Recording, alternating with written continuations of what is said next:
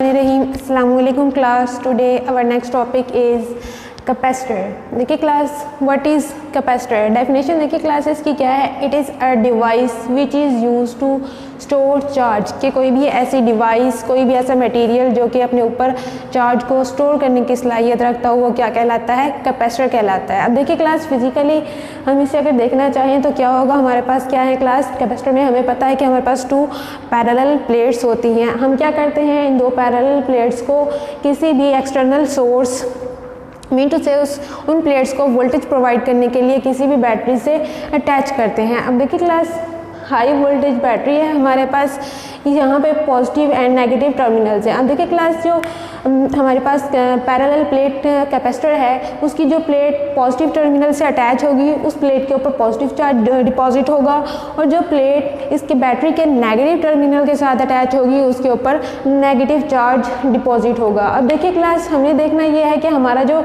इन plates के ऊपर charge है कब तक और कितनी हद तक स्टोर होगा। अब देखिए क्लास, जैसे जैसे हम अपनी वोल्टेज की वैल्यू को बढ़ाते जाएंगे तो क्या होगा, ये जो हमारी पैरेलल प्लेट्स हैं, इनके ऊपर चार्जेस की वैल्यू क्या होती जाएगी?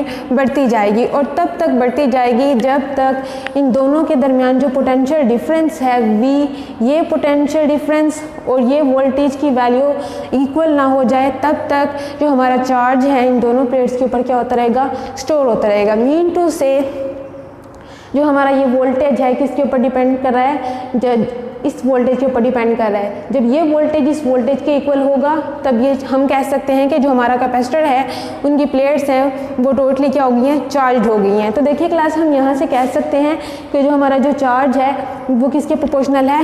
V के, मीन टू से पोटेंशियल के डायरेक्टली प्रोपोर्शनल है। क्यों? क्योंकि वोल्टेज जैसे जैसे बढ़ाते जाएंगे, इन प्लेट्स के ऊपर चार्ज की जो वैल्यू है वो इंक्रीज करती जाएगी। तो देखिए मैथमेटिकली क्लास, हम इसे कैसे लिख सकते हैं?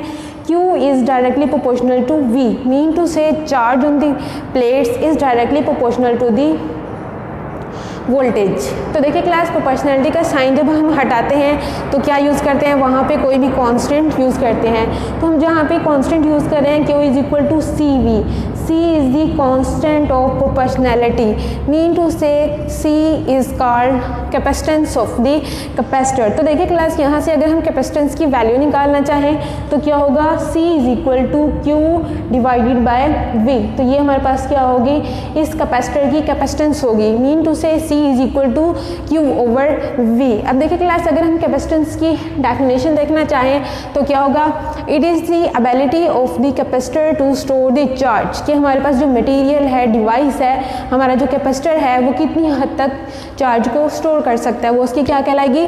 कैपेसिटेंस कहलाएगी। अब देखिए क्लास, जो हमारा कैपेसिटेंस है, कैपेसिटर की जो कैपेसिटेंस है वो किसके ऊपर डिपेंड करती है? डिपेंडेंस में देखें, हमारी जो कैपेसिटेंस है डिपेंड करती है ज्योमेट्री ऑफ दी प्लेट्स। जो हमारे पास कैपेसिटर है, मटेरियल है, वो किस चीज़ से बना है? मीन टू से geometry of the plates. Second किसके ऊपर डिपेंड करता है हमारी कैपेसिटेंस?